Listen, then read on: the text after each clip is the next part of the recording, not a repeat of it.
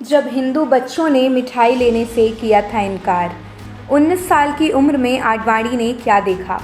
14 अगस्त 1947 इतिहास का वो दिन जो विभाजन की आपदा झेलने वाले लाखों लोगों के लिए भारत के मानचित्र पर खींची गई सबसे बड़ी लकीर बन के रह गया।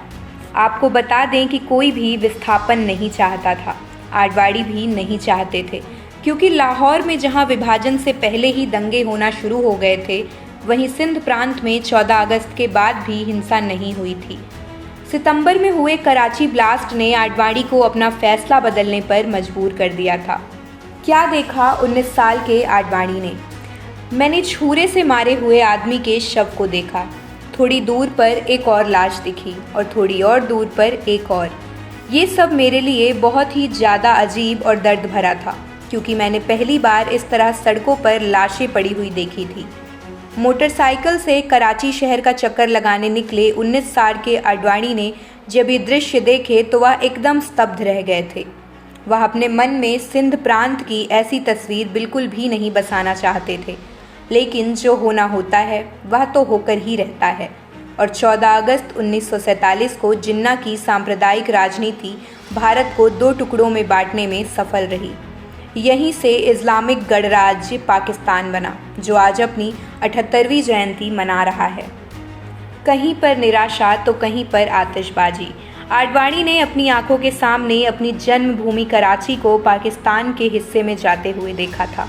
उन्होंने अपनी जीवनी माई कंट्री माई लाइफ में लिखा है कि मेरी नियति कितनी अभिशप्त है, मैं 15 अगस्त की खुशी भी नहीं मना सकता, जबकि पिछले 5 साल से मैं सिर्फ और सिर्फ इसी दिन का इंतज़ार कर रहा था। उस दिन कराची के हिंदू मोहल्लों में एक अजीब सी निराशा छाई हुई थी। वहीं कुछ ही दूर पर कुछ मोहल्लों में ज़ोरदार आतिशबाजियां चल रही थी। नियति का कितना अजीब विधान था कि आडवाणी, जो कि पाकिस्तान के बनने की विचारधारा के एक प्रबल विरोधी थे, उन्हें 28 दिन तक वहीं रहना पड़ा था। पाकिस्तान 14 अगस्त 1947 को बना और आडवाणी 12 सितंबर 1947 को प्रवासन की गहरी पीड़ा लेकर हमेशा के लिए दिल्ली आ गए। हिंदू बच्चों ने किया था मिठाई लेने से इनकार।